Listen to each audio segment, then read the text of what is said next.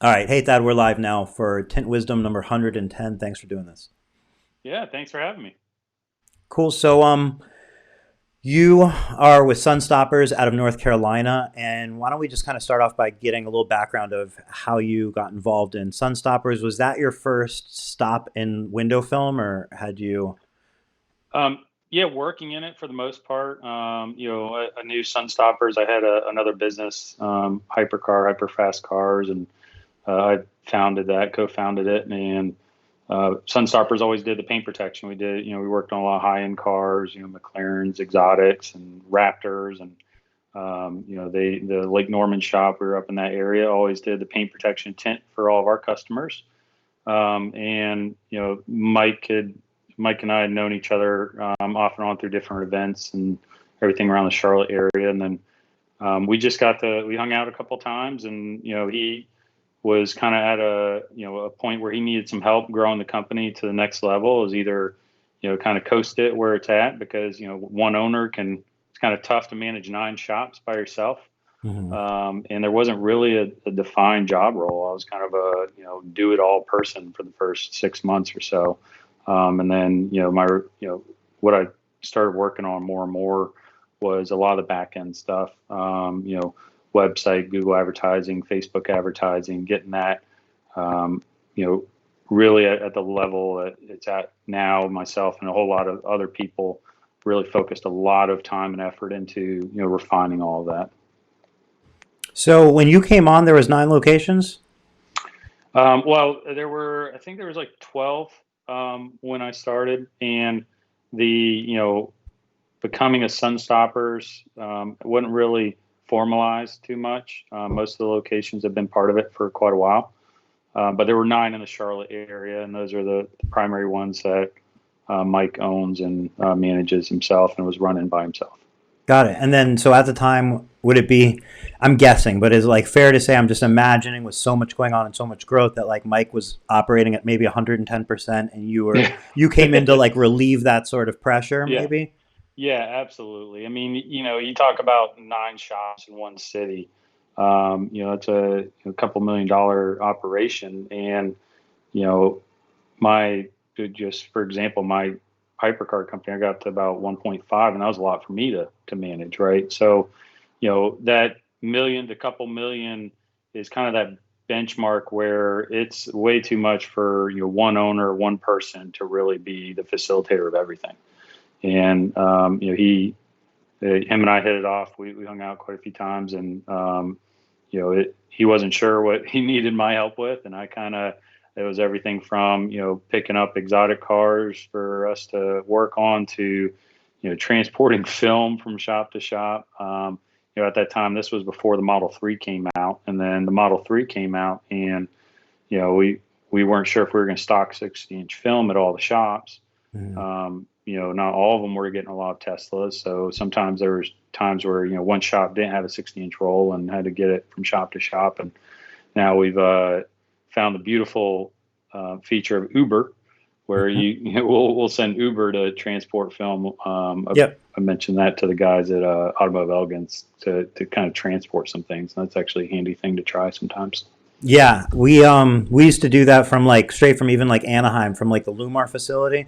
You need Yep. film, send an Uber there, and when they get there, they find out they have to go to the counter, and like that's what it is. There, and they won't, like, people are like, "Are you Yeah. kidding me?" And I used to do it. With the other business, we had a California location. We have to get stuff from Orange County up to Beverly Hills. I mean, that's Yep. hour trek, and you could waste 2 hours of Exactly. your day, or you can get an Uber driver and pay him $40 to do it, whatever. Yep. And it would come in like handy too if you had a flat glass job and like the installer could do the job but they didn't have the film on them. It's Right. easy to send a one-way Uber to give them film versus them potentially driving back to the shop and back the other way. That could be an hour each way. It's 2 hours over like 30, 40 bucks. It's I mean, I've done it for things as little as a customer like left his other car key in his truck at right. one of the shops, and we Ubered his car key Right. back to him. So Definitely a time saver, a good smart way to do yeah, that. yeah, and it's something that a lot of people never knew you could really do, Mhm. and it's definitely handy to use. Yeah, what you do is you put the box in first, And then you look at the driver square in the eye, you say, it's just going to be the box. I'm not going with it. And they Yeah, kind of, yeah. there's a few seconds where they look at you like, is this a bomb? Like, Well, what do I have in this thing? And it's the window car key film. one, It's the car key one was probably the weirdest look I ever got. And I'm like, hey man, I'll give you $5 tip if you just do this for me. right. You got to give them the Five, cash tip right then and yeah, there. That's to help going to ensure yeah. that this is going to Give get them a there. tip, 5-star review. Hey man, I'll take care of you. And they're like, whatever. Right. 100%. Yeah. So you've obviously grown quite a bit, Sunstoppers, since you came on board. How many locations are there total? We just signed on our 27th. So we signed on a new one in Delaware. Okay. Um, and yeah, I mean, it's growing very rapidly. I would say, it wasn't until middle of last year did we really start formalizing expanding to more locations and how to do that. And, 18 months of it, we've, over doubled in the number of locations. And out of that 27, how many are owned and operated by you all versus outside companies? Yeah, the 9 Charlotte ones Okay. are owned and operated. Those are all owned by Mike, and then Mike's got a partner in 2 of the locations, Ken, and then Mike and Ken are partners in the flat glass over the Charlotte area, and then Ken and Ross and I handle most of the flat glass in the Charlotte area. So that's quite a few locations. That's 9 locations that you all are operating. And I mean, that's a lot of locations, plus obviously helping service another 18 locations. Yeah, yeah, it's definitely definitely a lot. It's actually quite a bit on a day-to-day thing. I mean, we've had I think in 19, I mean, we hired a new person almost every month. There was some really rapid growth, and the one thing with fast growth, I'm sure you know this, is it never goes smoothly. But if you have the right people to support it, you just try to take it with the punches and do it, one step at a time as quick as you can. So on that topic, I guess, when you came on board, Mike was potentially at 110%, Yeah. and you came on board to kind of alleviate that. That was because of the growth and so on. What are some things that you do? Because I feel like growth can sneak up on you, or that overwhelmed can sneak up on you, and potentially you could find yourself where Mike's at 110% and you're at 110%, and now it's like that. It's sometimes difficult when you're at 110 to find another Thad or another person that's capable of coming in to really help. What are some things that you do to enable you to go from 9 to 27 and then from Yeah. 27 to 100? Right. Yeah, I mean, there's a lot to focus on for sure, but one of the biggest things in 2020, I'll just say, nothing against the tent industry, but a lot of the tent industry isn't, using the most up-to-date software to run their business. I've got an engineering background. I did automated manufacturing. I've helped solve quality assurance issues and improve operational efficiencies from household names from Boeing to BMW. And that was my background before I started my own business. And I kind of take that same thought process and apply it to, running the business, right? So one of the first things Mike was doing when we first started working together was, all the leads that came in, they came to him, and he would manually text them to all the shops. And, he wanted to be hands-on and communicate with the guys first thing in the morning. And it definitely worked well, but that was taking up a couple hours of his day every Every day. I day is said, a Mike, bottleneck. yeah. So I said, Mike, my goal is you've got 1,000 responsibilities, right? I'm going to try to chip away, 10 to 50 or whatever it is every month or so. And so that was one of them is we got some people to help on the back end to put systems in place to automatically text those leads directly to the shop and send it straight to each shop manager.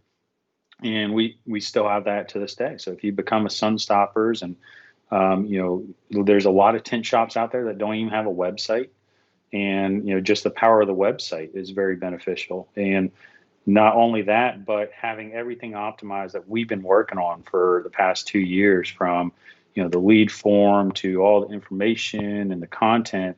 That website's arguably a $50,000 to $100,000 value website. And, we're number 1 or 2 organically ranked search for Tesla window tinting in the country.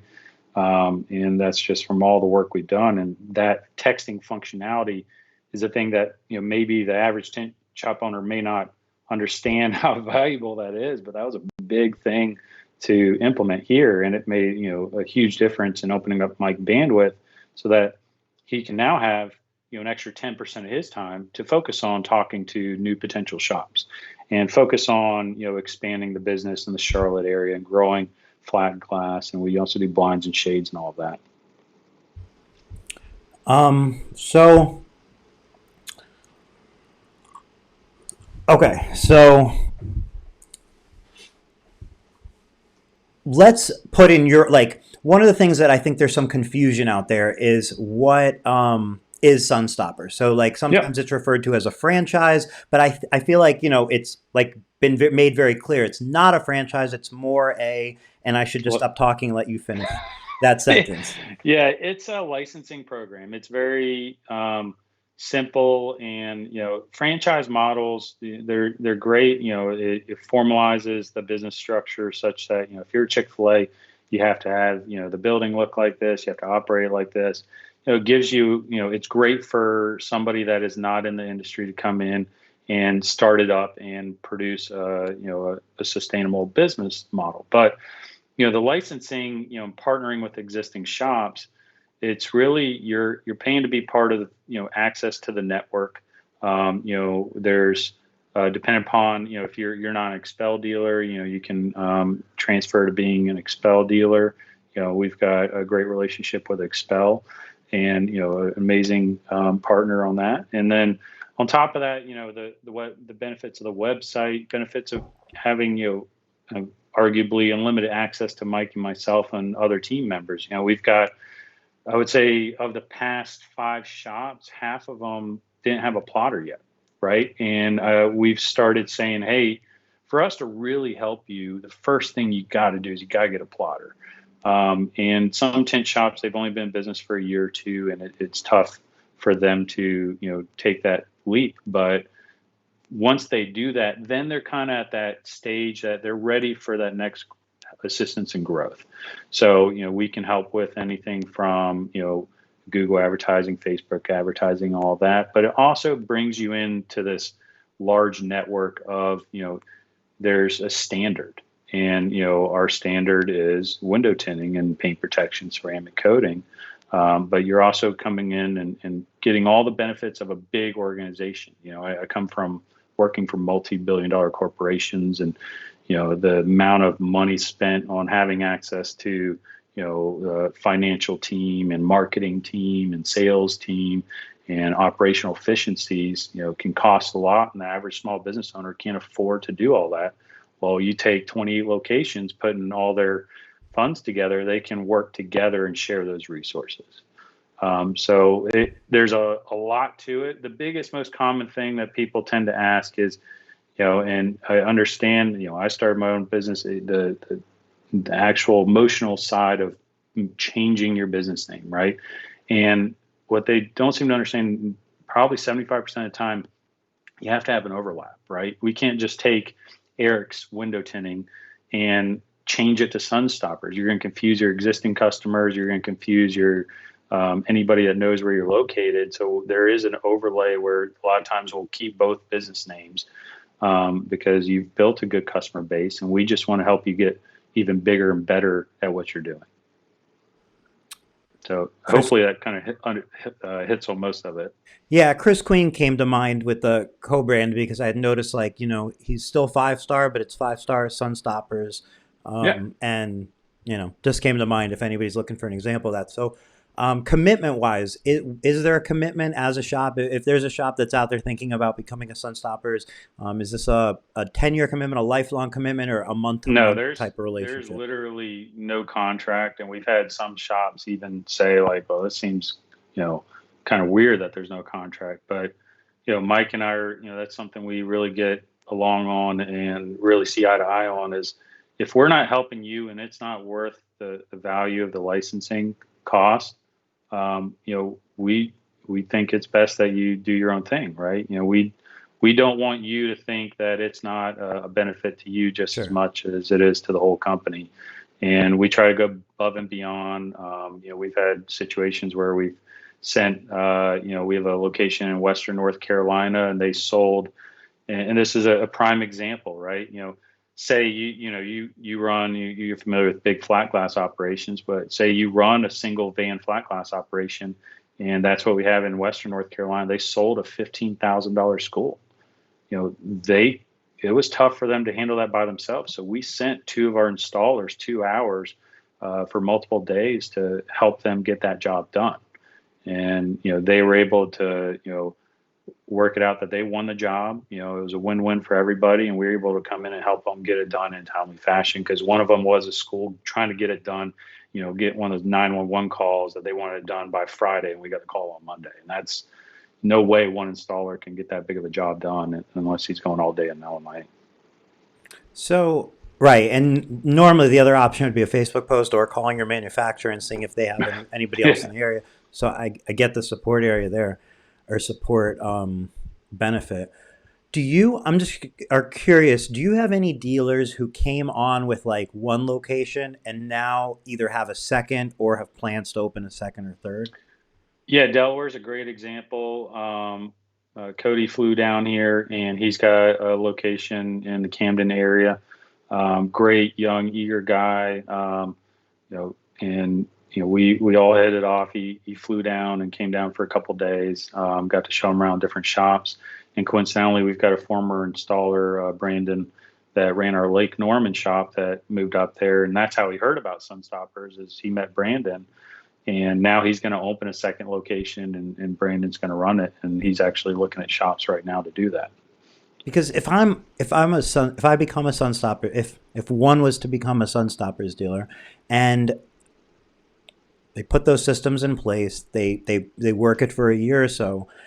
I mean, obviously, like Sunstopper's looking to like bring on other locations, but I would imagine there's also huge opportunity in helping develop those dealers to go from one location to five locations or 10 locations or something like wild like that. Because I mean, if you open one and you go, let's do two, you do two, by the time you do three or four, you're going to be really good at it. So like your sixth is going to be like, you're going to be like an expert, right? So Yeah, and I mean, there's different obstacles as you go up into that shop count, but that's what Mike really refined the formula on is the boutique tint shop. The single bay, fit two cars in, tinner and helper setup, in that you can do in a major city, every 20, 30 miles. And a lot of people don't realize, that is sitting there for opportunity in every major city. And they think that, hey, when I go to open the shop, I'm just not going to be able to do it, so I'm going to focus all my efforts on trying to make my current shop bigger. And that was one thing that happened with Cody is, he was getting to that size. I think he was like in the 400,000 to 500,000 a year sales range, and he started creeping up even more, and it became a management problem. He was having issues just across the board on a few different things, and that's where we came in and said, hey, don't try to make your operation too big. Create a second one and do it, 30 to 40 minutes away where it's an easy drive for you. And the first thing Mike recommends is, work yourself out of a job and, get that shop completely self-sustaining. The thing I always tell guys is you're not ready to open another shop until you can leave your shop for a week and it runs itself. right. And if it can, then, try to do 2 weeks. And the mentality isn't like, don't go in there, but the mentality is don't go in there and do the work or try to save the day. Try to let it run itself. It is kind of like your baby, right? First time walking, you don't want to let it go, but you have to let it fly on its own for you to be able to open that second location, because that second location is a newborn and you got to babysit it like crazy. You've got to deal with all the headaches, and nobody's going to put in the effort like you do as a business owner. You can hire people and they can be great employees, but you as a business owner are going to put the most effort into it. Right. And the whole goal is to make more than 24 hours in your day. And you can only do that by adding people. So, like, if you're just splitting your own time up more pieces, it doesn't do anything. So, being able to step away from your business is a really important challenge to focus on, no matter who you are. Just like on the way there, even if you're not looking to open another location, but just for like it's just it really plugs a lot of holes, I think, in the business, right? Because if you're there and you have to be there, then you also like, whether consciously or not, you're plugging a lot of holes that if you stepped away could be maybe done by the people that are there. Yeah, and it's a common phrase. Do you work for the business or does the business work for you? And Right. one of the things I see all the time, especially with paint protection operations, the owner is the core paint protection installer, and it is very difficult to get a good paint protection installer, get somebody trained up to speed. But until you can get that place self-sustaining, you can't take a week vacation. I can't tell you the number of shops we talk to, and I just say my goal in the first year is for you to be able to take a week vacation and not worry about your shop. Turn your phone off, and it make money while you're gone. So if there's a shop owner out there that says, right now I have a couple bay garage, I'm doing automotive. I want to become a Sunstoppers. I want to expand to residential and commercial, and I want to add paint protection. But right now I'm tinting the cars, and how can I hire somebody to do paint protection? And also I need somebody to run estimates and then do installs, because if I leave, I'd close my shop. How are you going to help me? What's kind of the broad strokes of that process of like, how do you go from literally tinting a car all day to now putting those other pieces in place? Yeah, the plotter as a first step, right? The plotter makes training easier, right? Hand cutting is a craft that takes years to master and is more of a old school style. The plotter is going to make you more efficient. So that's step one that I mentioned earlier. Step two, front counter help, right? Getting front counter people, and nothing against guys that work at the front counter, but women that work the front counter, but they don't understand, like, I'm recently married, and I pick my wife's brain quite a bit. And women that come into a men's industry, like, getting your car serviced and window tinting and things of that nature, they feel intimidated. So having a girl at the front counter, they naturally feel comfortable. So your sales on that it's an intangible that you're not going to see, but I have sales numbers that I can tell you. If your phone is ringing off the hook and you can't get to every tint job, Hmm. hire a front counter person for 10, 12 bucks an hour to get them started, and then give them little bonuses for a few great sales weeks. But that front counter person is going to allow you to tint more, Sure. and as well as the plotter. And then once you tint more, you've got more money coming in that you can save up to afford to pay for that, whether it's an existing installer with experience or afford to spend time training somebody new the way you want them to learn how to tint, right? So there's your kind of 1, 2, 3 steps. And then once you have that tinter self-sustaining with the front counter girl or guy, I'm not saying you have to hire a girl, but you've got a self-sustaining tint operation. Now you as the owner can go do flat glass estimates. Again, work yourself out of a job. It's something Mike tells every shop. Work yourself out of a job. Go do flat glass estimates. Flat glass, is a very grind growth. The analogy I always say is, in a neighborhood with 100 homes, probably 90% of those homeowners have tint on their car. Probably, 100% of the homes have blinds and shades. That's why we also do that. Maybe 10 to 20% have paint protection film or ceramic coating or even know about it.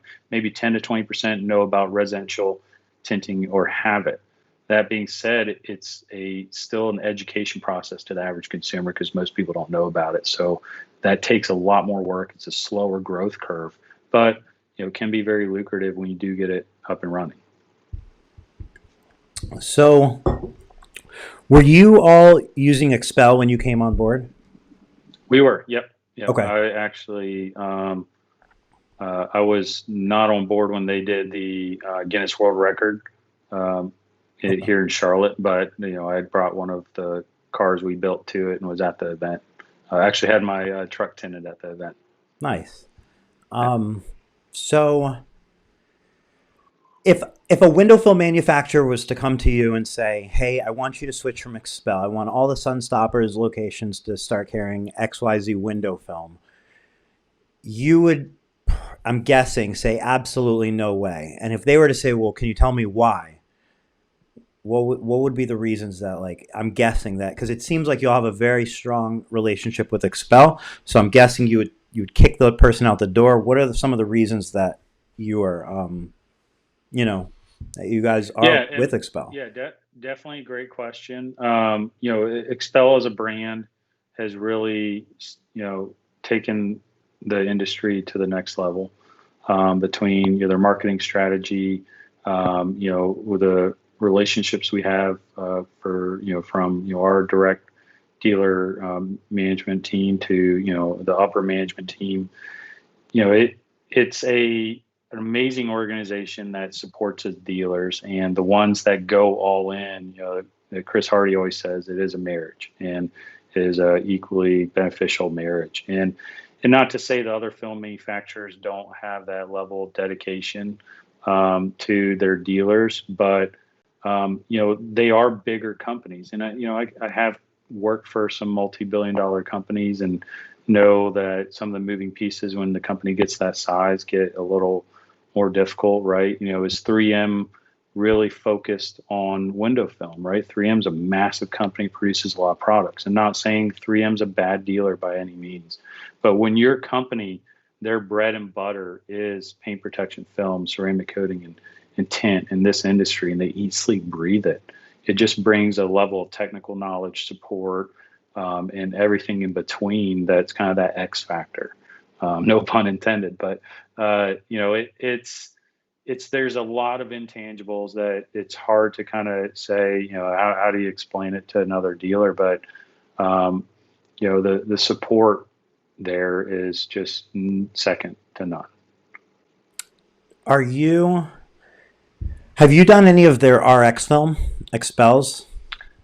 We did a video installing it on at one of the shops. We did, like the door handles and, the iPads.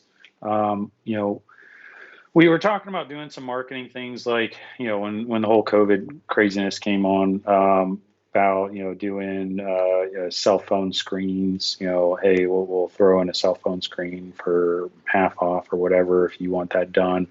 Um, it hasn't been a focus of ours just because our business is so focused around window tint. That RX film is, I mean, it's a completely different, industry in that you're focusing on a lot of B2B relationships, right? You're trying to get into every Starbucks, every fast food restaurant, and that in itself is a whole different strategy than we have a really strong B2C, business model going straight after end consumer. So, we've dabbled in it, but it's not something that we've kind of put a ton of effort into trying growing.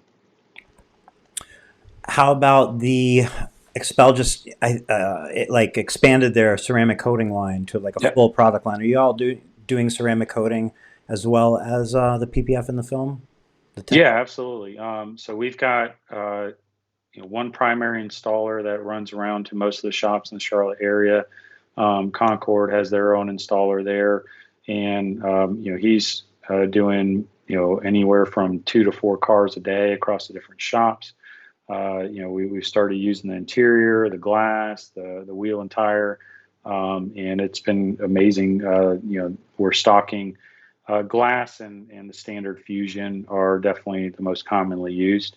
And those are ones that we're using a lot more of. The wheel and tire caliper and the interior we keep on hand, but you don't sell ceramic coating interiors, at least for us. I'm sure there's other companies out there that might say different. We don't sell a ton of interiors. It's big on like the Tesla community with the white seats.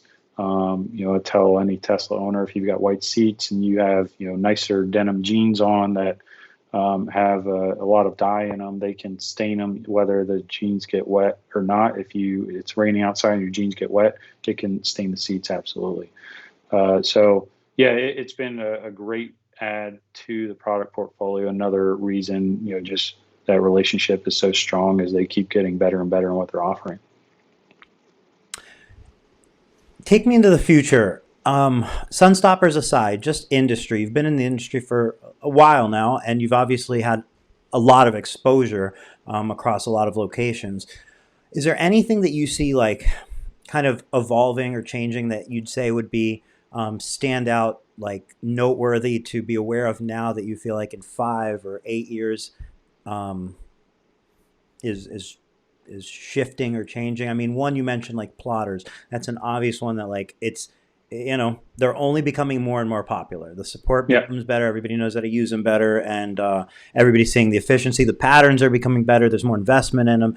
Like, is there anything else that you kind of see also taking that? Do you see a consolidation of more and more of businesses like Sunstoppers bringing dealers together and less independent, or what are some of those things? Um, I don't know as far as, are there going to be more window tinting chains? Window tinting, is a very independent industry, right? You've got the standards of fast food, you got the standards of coffee shops, even discount tire and TB. There's definitely a void there, and that's something we're focusing on and trying to fill that void of having a standard of quality tint shops across the country that all can work together. But as far as where the future may go, with all the electric cars, one of the sales points with Teslas are, if you use higher heat rejection film, you can actually get better mileage per charge.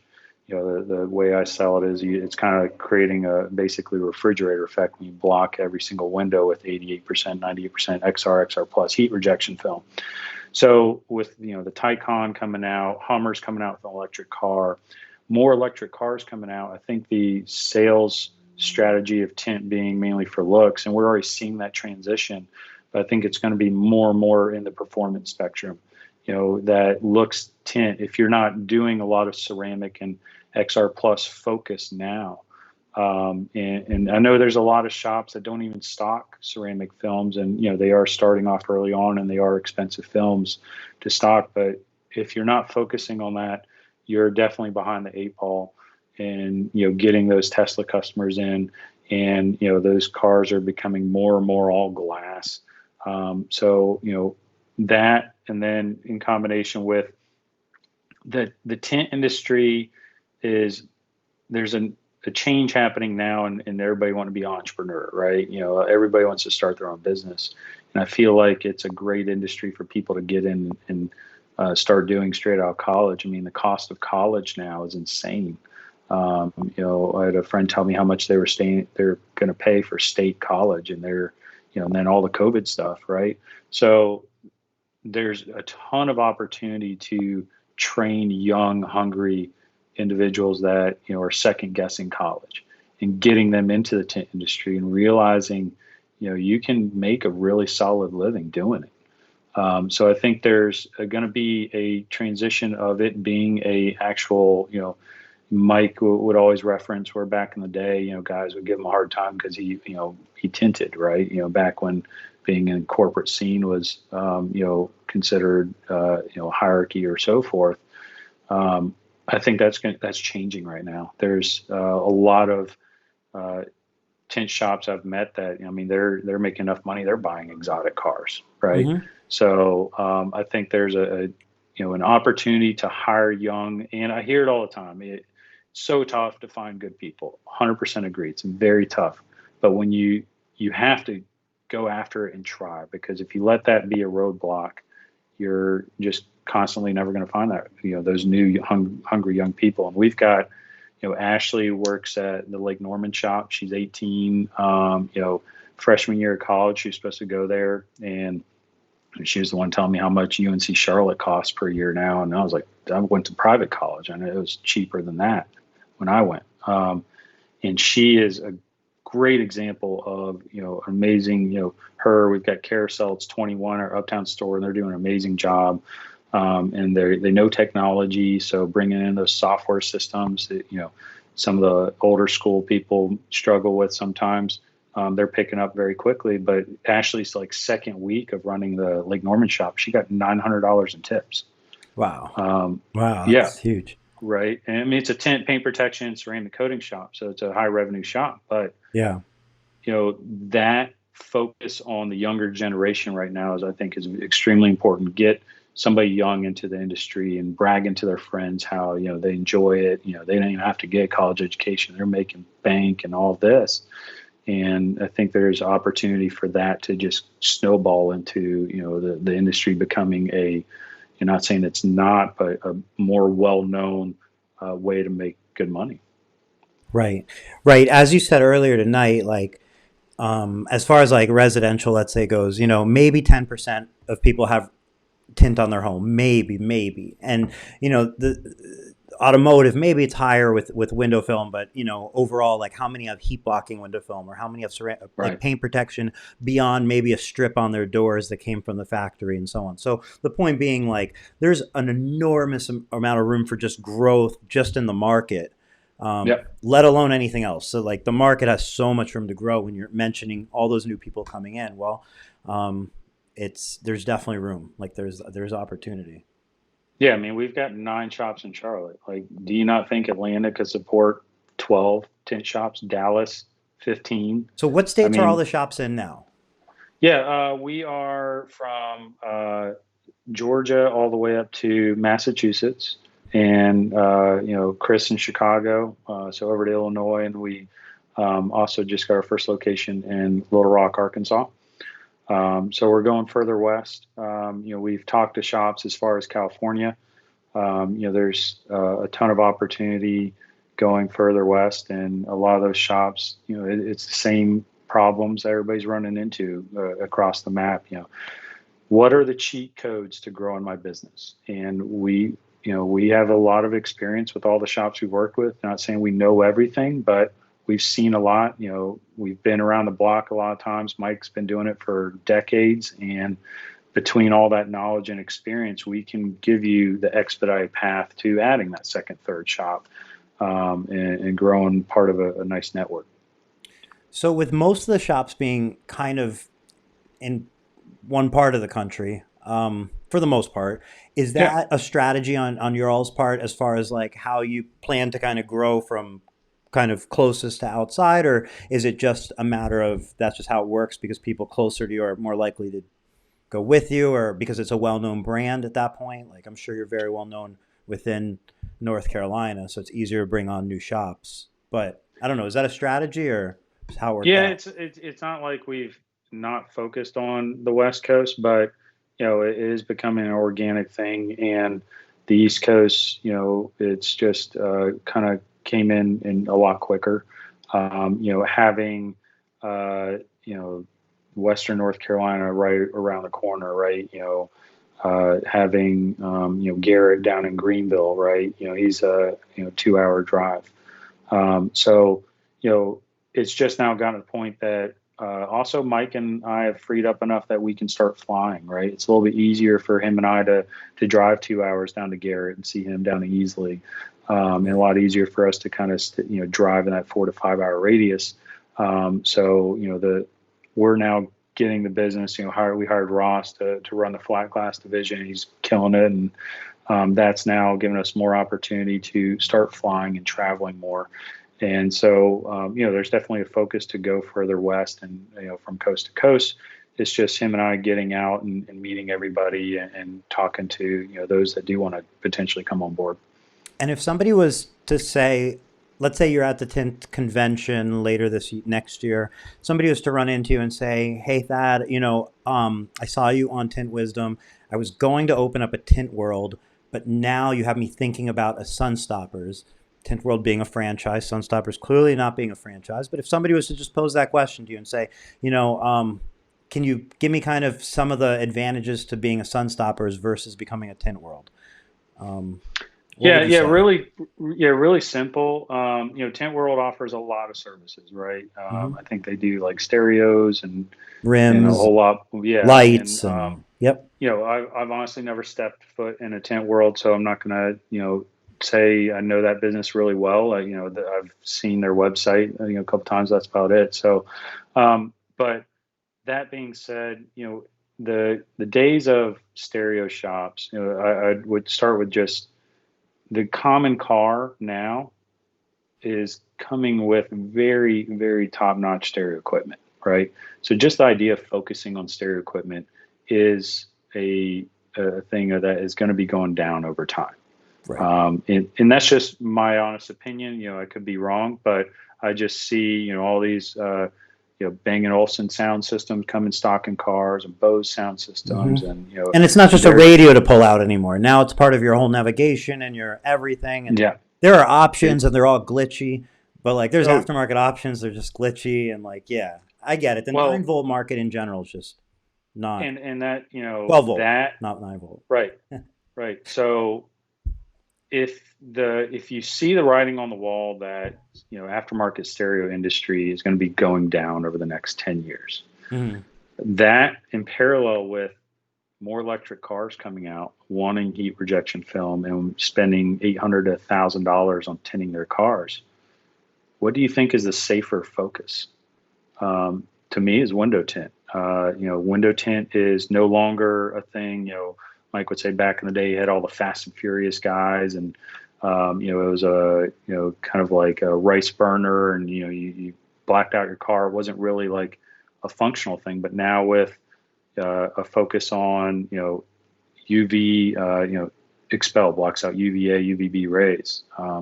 Both Mike and I have had spots removed with skin cancer. It's a topic of ours. My wife has had multiple spots, so it's a delicate thing to us. And I can tell you from skincancer.org, 52% of all people have had skin cancer. It's on the left side of their body, and arguably that can be from driving, because that's the one place you think you're safe, but you're actually getting UV rays hitting your skin every single day you drive to work. All those things, right? Everybody focusing more on, suntan lotion and taking care of yourself and all of that. You can see the writing on the wall that focusing on tint is, a better opportunity. And that's our specialty. That's all we focus on besides paint protection, ceramic coating. But also, when you're growing a business, you need to hyper focus on one thing, right? You can't get into paint protection until you've mastered window tint. You can't start learning ceramic coating until your window tint operation is self-sustaining and running itself, right? So hyper focusing on one industry like window tint is going to grow faster, and you're going to get more successful at quicker than bringing on a franchise that has 20 different things that it offers, and you're going to be a jack of all trades, master of none. Sure. Focus on one thing, become an expert at it, master that craft, and then you can grow that vertical very aggressively. Yeah, and one other thing that I think I'm right in is the big difference between you and a Tint World location, a Sunstoppers location, a Tint World location, would be as a franchise. I imagine part of your revenue goes to the Yeah, to the to the parent company. the parent company, right? And in your case, it's more like it's a membership, so you're not taking a part of like a gross Nope. revenue. So like sky's the limit without a percentage coming out. Yeah, I mean That's a big one, right? Because it's $500 a month, and you get access to everything you need, right? You know, that doesn't include things like pay-per-click advertising, but prime example, Fayetteville, John there, great guy. He's one of the few people I've met that's been tent longer. Mike, he sent one of his guys over to us to work with us for a week, right? We get extra help. He gets, his guy trained, and, there was no right, cost to that. It's a win-win for both of us, right? Now, if it's somebody that's never tinted before and we got to tint them show them the ABCs, we're going to be burning through film cost. And, it might be best that he goes to, an expel training or something like that first, because those trainings are the best thing to start with, to learn the ins and outs. And then, send your guy to Charlotte, where we've got 9 shops. I mean, we worked on over 1,500 cars in a month. I can show you every car that you need to know in a week, very easily, and get you some very advanced training, once you go and get the ABCs taken care of. got it. That makes sense. Yeah. Well, was there anything that we didn't touch on that you kind of wanted to get out there regarding Sunstoppers or? Even if you're not sure you want to be part of the brand, definitely give us a call. We're doing things that, it's not necessarily all sun stoppers. We've done some work with Automotive Elegance, and helping them with some Facebook campaigns, and getting them some more, retail paint protection business and things like that. So it's not, hey, if you're not considering sun stoppers, don't talk to us. Right.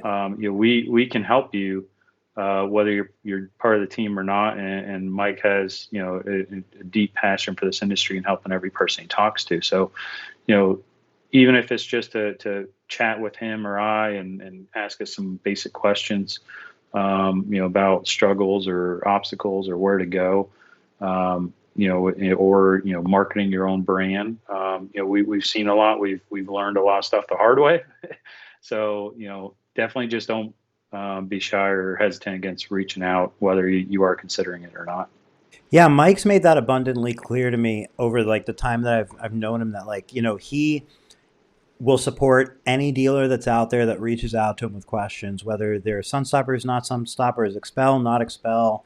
Doesn't matter who it is. Like, he's just like there to help. And, you reiterating that and kind of having that same open door policy. I mean, I kind of want to emphasize, like, if to anybody listening, like, if you do have questions about your business or struggles, like you said, this is an open door to bounce those struggles off of somebody else and get some advice, whether you want to listen to it or not, whether you like it or not, whether you want to be a Sunstoppers in the future or not. Like, Hey, I I'll, just I'll kind of tell you want the secret. I'll tell you the secret sauce to Mike and I is bourbon.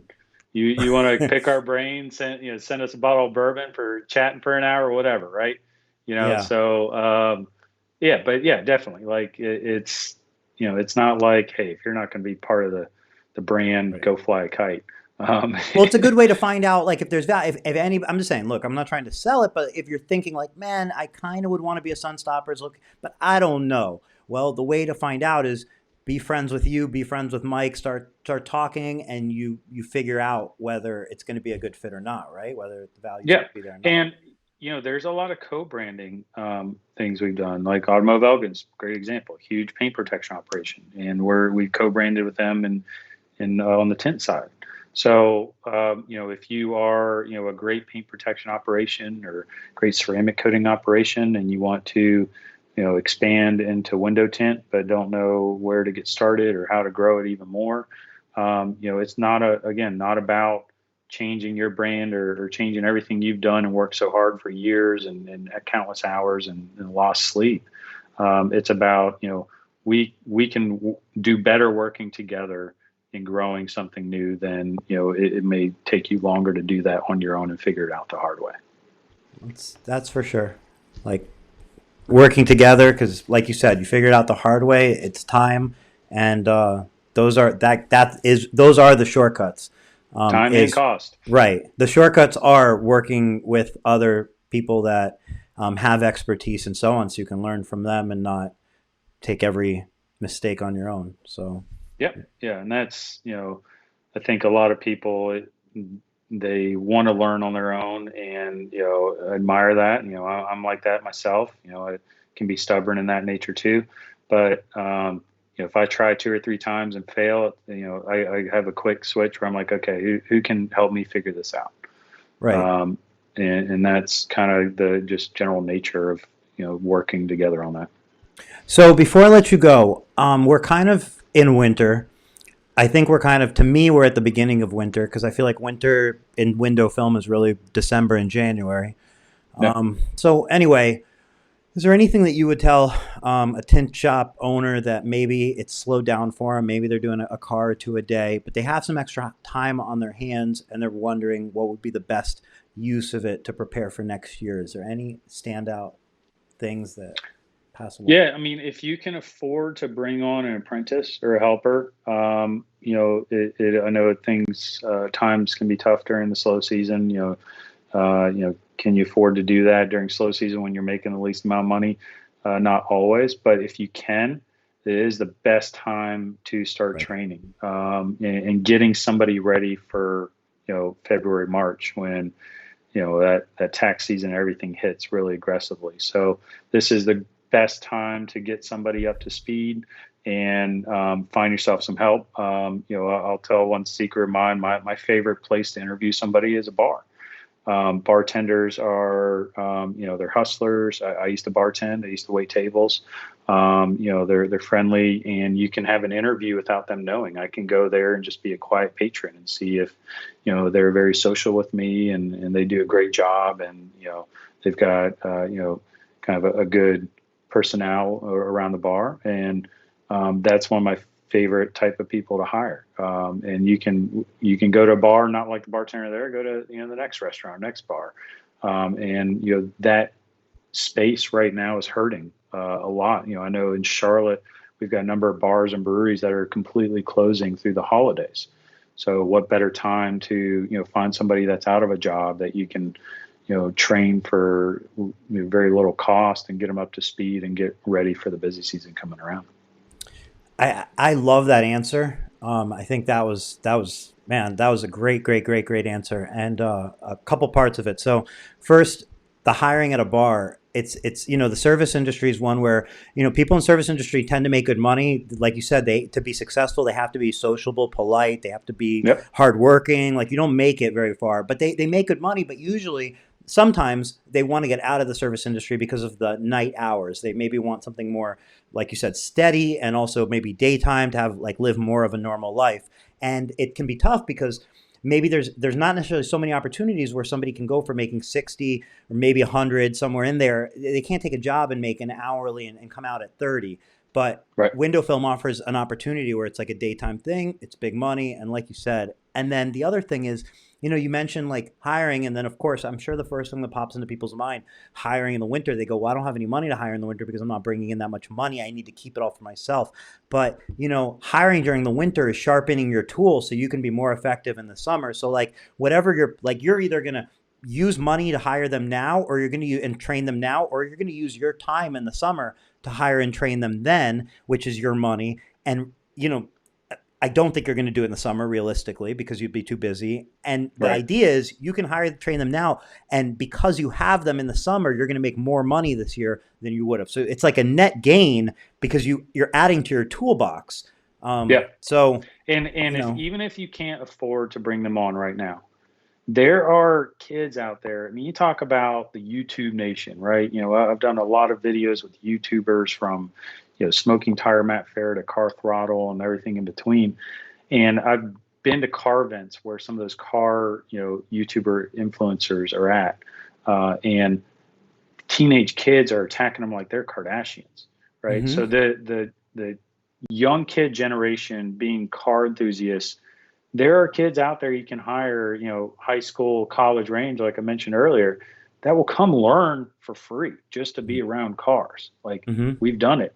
So don't think it's necessarily paying. You can also say, hey, I'm teaching you a craft.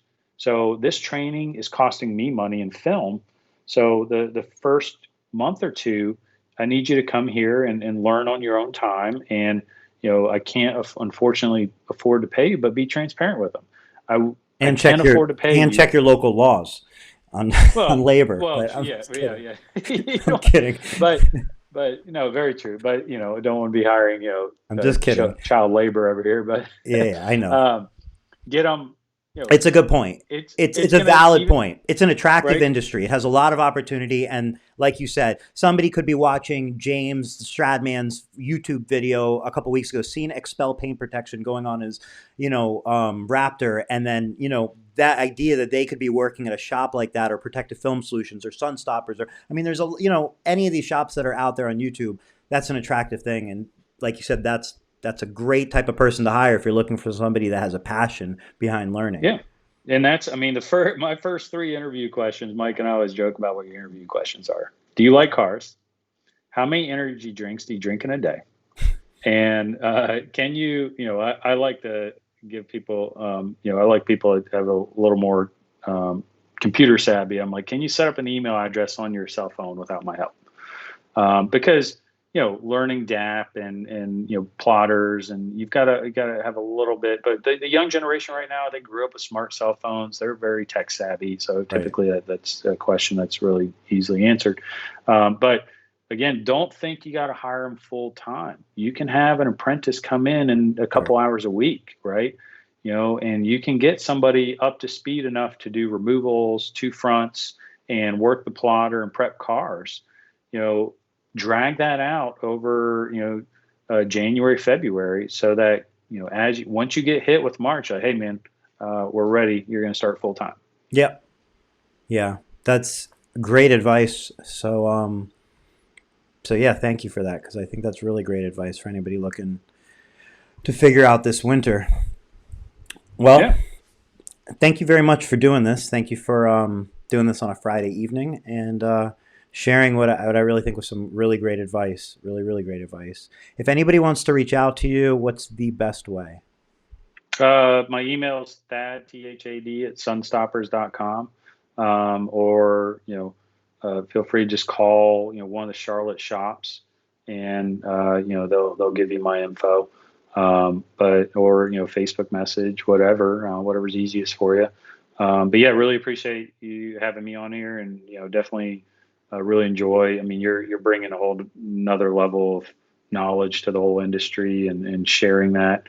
I think that's the biggest thing that in these day and time, there's not a lot of positive stuff out there. There's a lot of negative, and it's just good to put a good foot forward and pay it forward and so forth.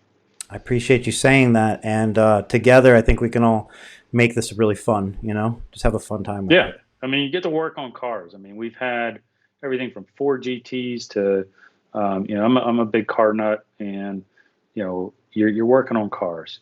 Just remember Yeah. you get to do what you enjoy every single day, and Hmm. don't let the struggles and the headaches make you a cup half empty person. Always be cup half full. Yeah. Well, thanks again and have a great evening. Talk to you soon. You too. Yeah, thanks for having me. My pleasure. Have a great night, everyone. Thanks again for watching or listening. Bye bye.